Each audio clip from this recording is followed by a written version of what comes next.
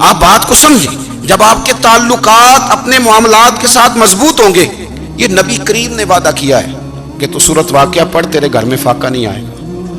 حضرت عبداللہ ابن مسعود رضی اللہ تعالیٰ عنہ بیمار تھے تو حضرت عثمان غنی رضی اللہ تعالیٰ عنہ تیمارداری کے لیے تشریف لے گئے اور جا کر کے کہا کہ آپ بڑے بیمار ہیں، آپ کی بیٹیاں زیادہ ہیں، میں چاہتا ہوں کہ خزانے میں سے کچھ مدد کروں۔ تو سیدنا عبداللہ ابن مسعود رضی اللہ تعالیٰ عنہ اٹھ کے بیٹھ گئے اور کہنے لگے امیر المومنین، اللہ آپ کو میری طرف سے، میری بیٹیوں کی طرف سے بہتر صلہ دے، میری بیٹیوں کو کسی خزانے کی ضرورت نہیں، میں نے انہیں خزانہ دے دیا ہے۔ کہا جناب آپ نے کون سا خزانہ دیا ہے، میں آپ کے مالی معاملات کو جانتا ہوں۔ تو فرمانے لگے امیر المومنین، میرے نبی کریم نے فرمایا ہے جو سورت واقعہ پڑھے اسے کبھی فاقہ نہیں آتا، میں نے بیٹیوں کو یاد کرا دی ہے، یہ خزانہ میں نے انہیں دے دیا ہے۔ وہ سارے والدین سنیں جو بیٹیوں کے لیے پریشان رہتے، حضرت عبداللہ ابن مسعود نصیحت کر رہے ہیں، فرمانے لگے میں نے سورت واقعہ یاد بھی کرا دی ہے، پڑھنے کی عادت بھی ڈال دی ہے، حضور نے فرمایا ہے جو سورت واقعہ پڑھے اسے فاقہ نہیں آتا۔ کہنے لگے چاند تو اپنی جگہ چھوڑ سکتا ہے، سورج گر سکتا ہے، تارے ٹوٹ سکتے ہیں، پر مدینے والے رسول کی بات غلط نہیں ہو سکتی۔ حضور نے فرمایا فاقہ نہیں آئے گا تو انشاءاللہ کبھی بھی نہیں آئے گا۔ کرنے کا کام یہ ہے کہ ہم اپنے معاملات، اپنی عبادات، اپنی دعائیں، کبھی 10 منٹ عادت ہو جائے نا دعا مانگنے کی علیحدہ سے رات کو۔ حضور نے فرمایا جو فرض نماز کے بعد دعا مانگے اللہ اس کی قبول کر لیتا ہے۔ نبی پاک صلی اللہ تعالیٰ علیہ وسلم نے فرمایا اللہ مسافر کی دعا قبول فرماتا ہے۔ حضور نے فرمایا اللہ مظلوم کی دعا قبول فرماتا ہے۔ حضور نے فرمایا بیمار سے دعا کراؤ اللہ اس کی دعا قبول فرماتا ہے۔ میرے نبی پاک نے فرمایا ماں باپ جب بھی اولاد کے لیے ہاتھ اٹھائیں، ویسے تو بلے شاہ تو آسمانی اڈدیاں ہی پھڑ دیں، جڑا گھر بیٹھا انہوں بڑھیا ہی نہیں۔ حضور فرمانے لگے ماں باپ جب بھی اولاد کے لیے دعا فرمائیں اللہ ان کی دعا کو قبول کرتا ہے۔ آپ اپنا تعلق بنائیں، دعا کے ساتھ، عبادت کے ساتھ، مصلی کے ساتھ رشتہ بنائیں، استغفار پڑھیں۔ صلاح الدین ایوبی صلیبی جنگوں میں تھے، رات کو مسجد اقصی میں نماز پڑھی تو پریشان تھے۔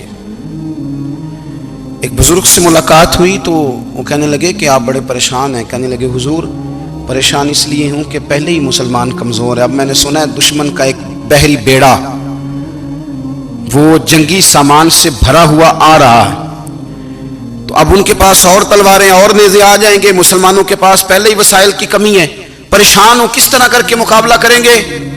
یہ بات کہتے ہی صلاح الدین ایوبی نے بزرگوں سے کہا حضور آپ بھی دعا کرنا، دعا کی بڑی طاقت ہے۔ میرے نبی پاک نے فرمایا دعا مومن کا ہتھیار ہے، دعا مومن کا، دعا مومن کا۔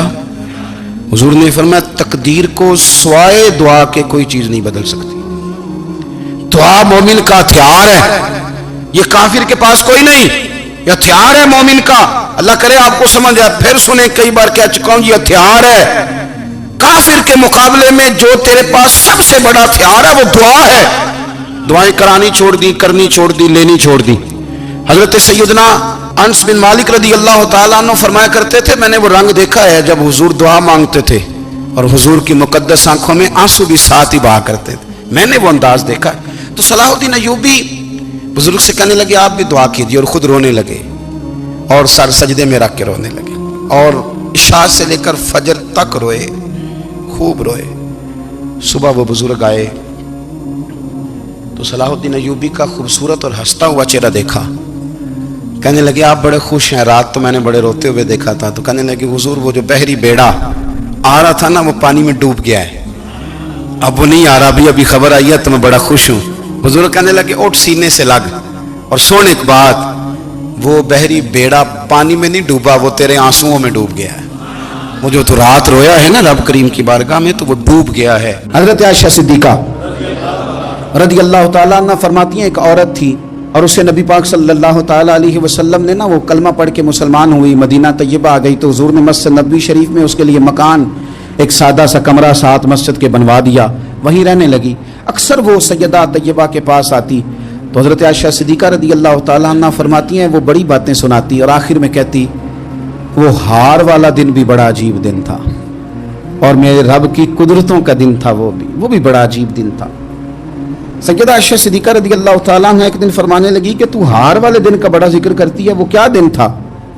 تو خاتون کہنے لگی اماں جی وہ دن تھا جب میرے رب پر بھروسہ اور مضبوط ہو گیا، جس دن میرا اپنے رب پر توکل اور بڑھا، میرے ایمان میں یقین میں اور پختگی آئی۔ کہنے لگی میں ایک گھر کی کنیز تھی، نوکرانی تھی، اس گھر میں ایک بچی تھی جس کے پاس سونے چاندی ہیرے جواہرات کا ہار تھا۔ اس زمانے میں نا چمڑے کے اوپر لوگ ہیرے جواہرات لگاتے تھے، کئی دفعہ سرخ رنگ کے چمڑے پہ لگائے جاتے تھے، وہ بچی پہنتی تھی۔ تو کہتی ہوں بچی کے اس نے اتار کے رکھا یا اس سے گرا وہ ہار تو چیل اسے اٹھا کے لے گئی گوشت سمجھ کے، اور میرے سامنے اٹھا کے لے گئی۔ گھر والوں نے مجھ سے پوچھا، یہ بخاری میں موجود ہے، گھر والوں نے پوچھا مجھ سے کہ وہ ہار کہاں ہے، تو میں نے کہا چیل اٹھا کے لے گئی۔ گھر میں کچھ چوری ہو جائے تو سب سے پہلا الزام کس پہ لگتا ہے؟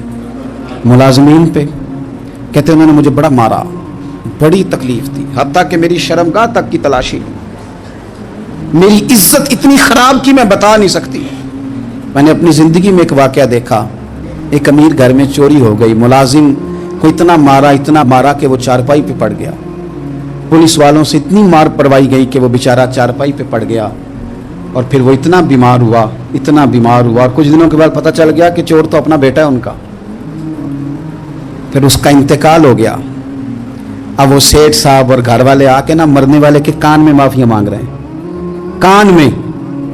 تو میں نے ان سے پھر کہا تھا کہ یہ تو اب چلا گیا ہے، تمہارا زور چلتا تھا نا تو تم نے قانون خریدا اور تم نے اسے جتنا ہو سکا تم نے اسے مار پڑوائی، تمہارے پاس جو عدالتیں تھیں تم نے وہاں کارروائی کی، اب ایک عدالت قیامت کے دن لگے گی۔ یہ کمزور تھا نا، کچھ کر نہیں سکا۔